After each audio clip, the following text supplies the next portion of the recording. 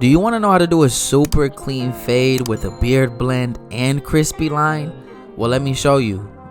So we got to start off with proper sanitation. We're going to use our Cool Care just to clean our clippers before we get into this cut.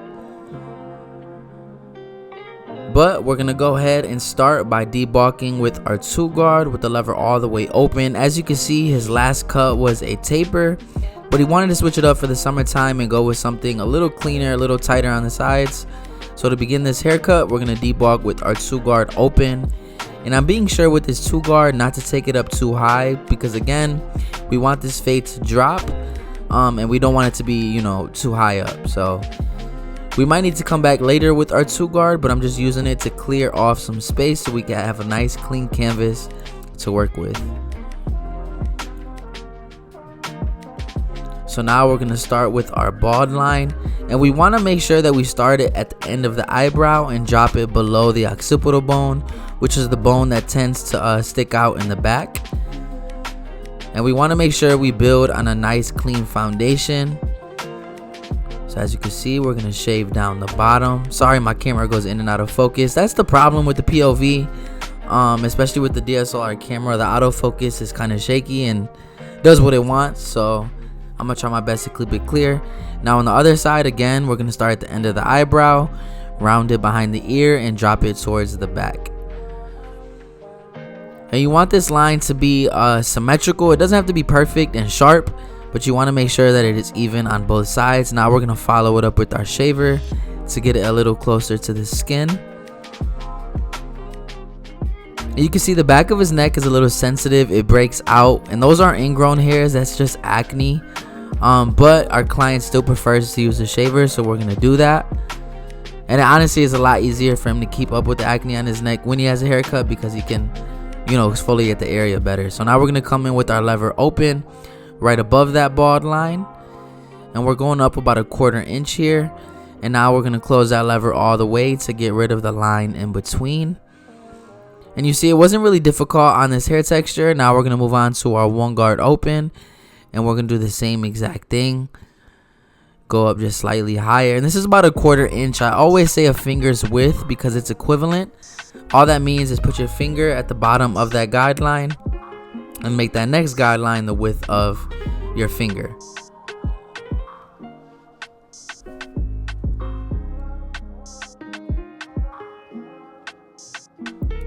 And now, like I had thought, we're going to come back with our 2-guard open, going up above that, taking it a little bit higher. But again, we don't want to take this up too high, so I'm going up about that 1/4 inch. And as I get towards the top, we're going to flick out or flare out, because this is going to be the biggest guard that we are going to use.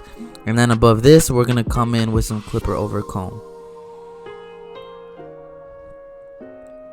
And you can already see the shape of the blend start to take place. We're building on a nice foundation.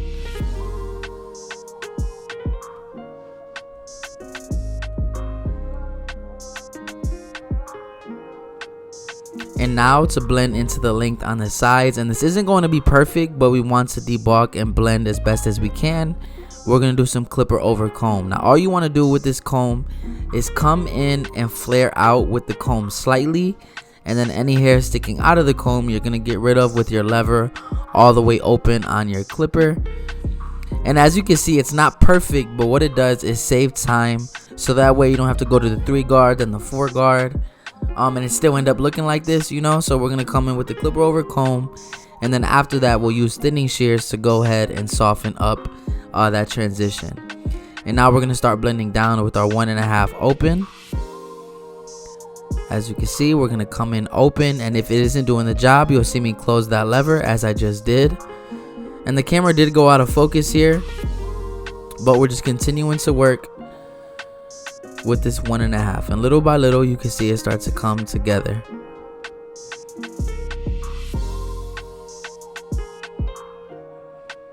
And now to get rid of that bottom last line, we're going to come in with the lever open on our 1/2 guard, and then we'll close it all the way. And as we move up, we're going to use the corner of our blade to detail any dark spots that we may have left behind.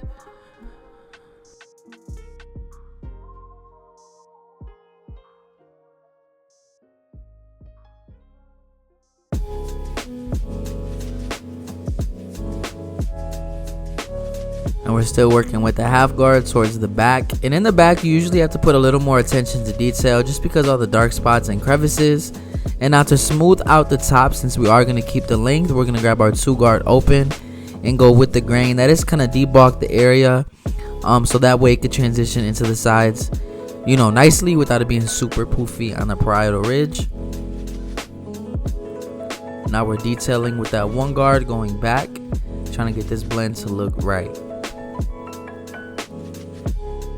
But if you guys are enjoying the tutorial so far, be sure to check out Drake Clipper Hands Academy. That is my online course where we go a little more in depth, and you can ask me questions directly, as well as join the community of barbers that want to grow and have similar mindsets to you and myself. So again, if you want to join Drake Clipper Hands Academy, you can do that by clicking the link in my bio. But this is what I was talking about earlier. We're coming in with our thinning shears to go ahead and soften up this transition to make it look a little smoother and not so choppy.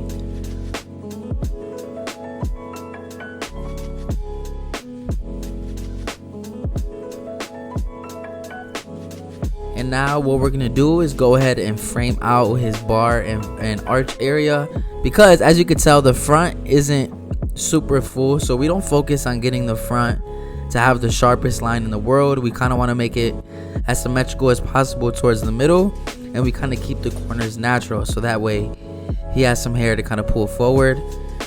So I went ahead and cleaned up his arch. Now we're going to clean up the vertical bar.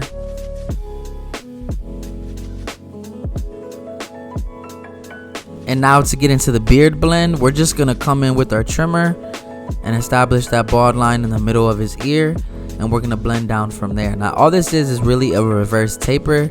So we did the bald, now we're coming in lever open.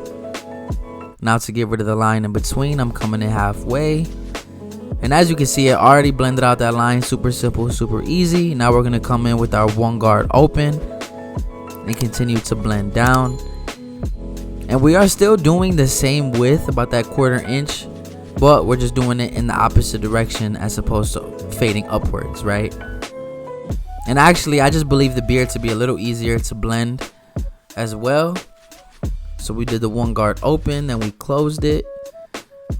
And I believe the biggest guard we use on the beard as well is our 2 guard. And we're not digging into the beard, we're kind of flicking at that line because we want to keep the length towards, you know, the bottom of the beard. So what you see me do is flip that 2 guard around and go with the grain to smooth everything out. And now we have our 1.5, blending it a little bit more. And as you can see, with the drop fade as well as the beard blend, is coming together very nicely. And now to detail any dark spots, which helps out a lot with beards, is using the corner of the blade to break those spots up, as well as some clipper over comb. And now we're going to go to the other side and do the same exact steps, right? Now for video purposes, I do one side and then the other, but in real time in the barbershop, I do the steps all the way through, right? So I do the lever open all around the head, the 1 guard open all around the head. But just to make it a little easier for you guys to focus, I do one side and then the other. So we're staying consistent, applying that same exact system, which if you want to learn the exact system that I use a little more in depth, like I said, you can join Drake Clipper Hands Academy. I share with you the exact system of cutting that I use in order to create quality, consistent haircuts in an efficient manner every single time. So if you're ready to take your haircutting skills to a whole nother level, Drake Clipper Hands Academy, join the community. Link is in the bio.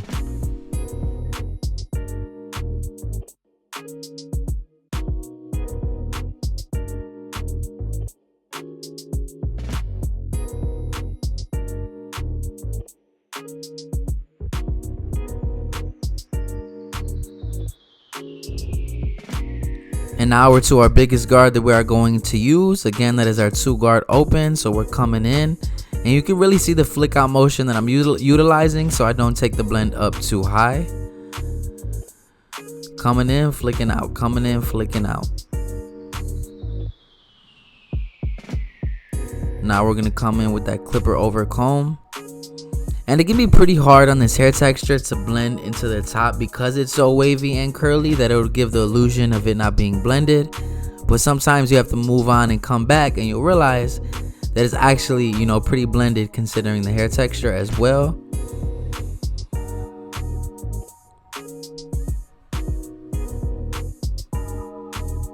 Now we're coming towards the back, doing the same exact thing. I really like to use the clipper over comb method because it saves a lot of time. I feel like it gets into those areas that you didn't get with the guards, and makes everything a little more consistent. And now we're blending down with the 1.5 open, and as you can see, I closed it, and it's coming together very nicely. Now for our last guard we are going to use, we're coming in with our half guard, really utilizing the corner of that blade, because it eliminates the chance of us creating, another line higher up. So I'm using the corner with the lever halfway, then I opened it all the way, and just figuring out what works and what doesn't when it comes to getting rid of that line. You can already see the shape of the blend. I think this haircut comes out a lot cleaner. This is definitely a summer cut and supposed to his taper, which I really like as well, but I really like the fade on him considering, the front and the corners. I feel like it takes the distraction away from his thinning areas towards the front. And I like to post haircuts like this that don't have the perfect canvas with super dense hair or hair that isn't really dark and the hairline's light, because it gives you a realistic expectation of not every haircut that sits in your chair is going to be like this Instagram, client. Some people have flaws that you have to work around, and you use tips, tricks, and techniques in order to give them that Instagram quality look, So now we framed out his arch. Now we're going to clean up his vertical bar, but that blend is looking super clean. And now we're going to get into the beard blend. Same exact thing, a reverse taper. Coming in with that lever open and then getting rid of the line in between.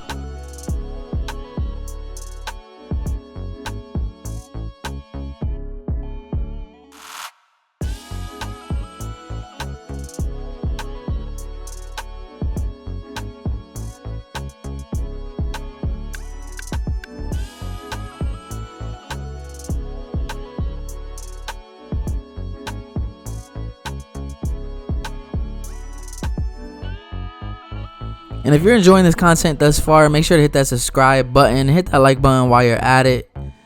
If you feel like you're getting value from this video, I appreciate it. And now to really take this haircut to another level, we're gonna go ahead and enhance this vertical bar and arch area just to give it some oomph, right? Some standout power. We're not gonna spray it in the front just because I feel like when you use enhancement, they have to have at least a little hair in order for it to look somewhat natural. So we're going to keep the front natural and just enhance the vertical bar and arch to make it pop. You sprayed it in the blend just a little bit. And now the goal here with the lineup is not to make it the crispiest thing in the world.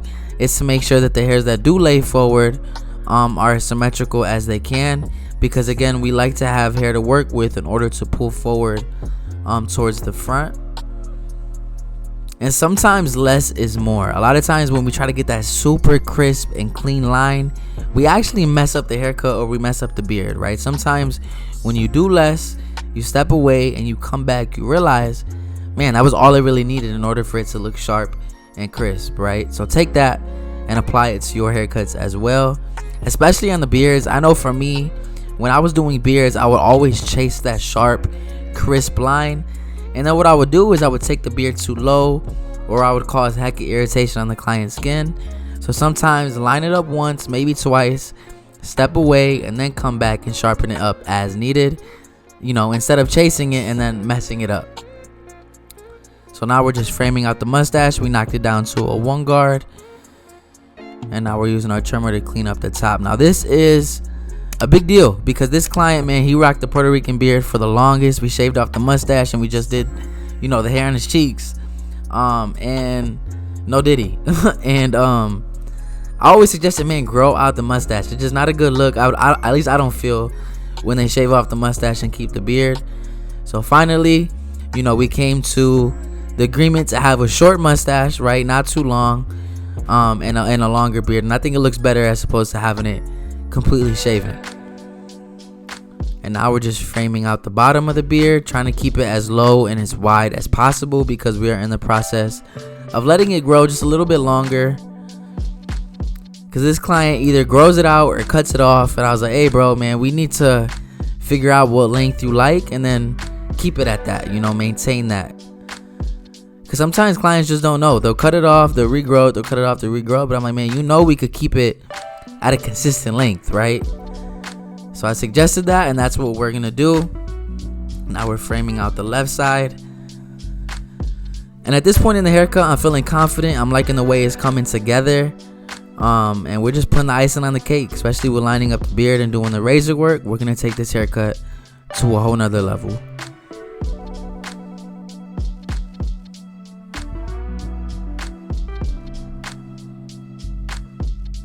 And now to sauce everything up, make it sharper, we're going to use our razor.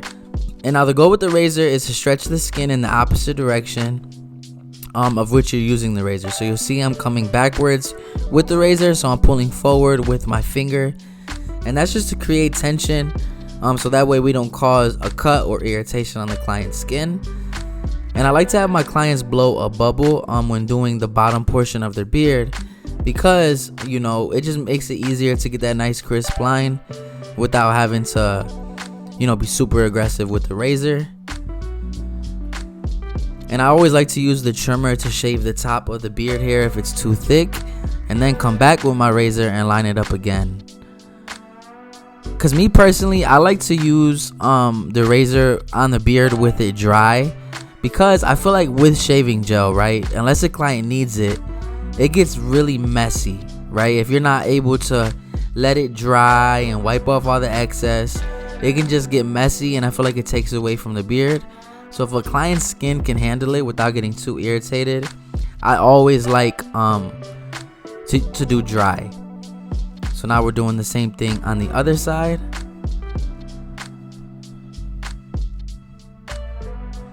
And right here I'm using the Stylecraft razor holder. If you guys like the design, the camouflage, you can go ahead and get that at stylecraft.com. Use discount code DrakeClipperHands. Link is in bio for that as well. So now I'm having my client blow a bubble, and we're just sharpening it up, bringing it all together. And again, noting the fact that less is more. Now we're just going to shave the top and reline it once more. But at this point, the cut is pretty much done. We're just here for the vibes, to sharpen everything up. A lot of times, you know, doing stuff they don't really need to do, but do it anyway. The client notices and is like, man, my barber is really, you know, get me together. So that's the go here. But this is the cut. We got them together with a nice low jaw fade beard lineup. But if this video helped you in any way, shape, or form, make sure you hit that like and subscribe button, and join Drake Clipper Hands Academy by tapping the link in the bio.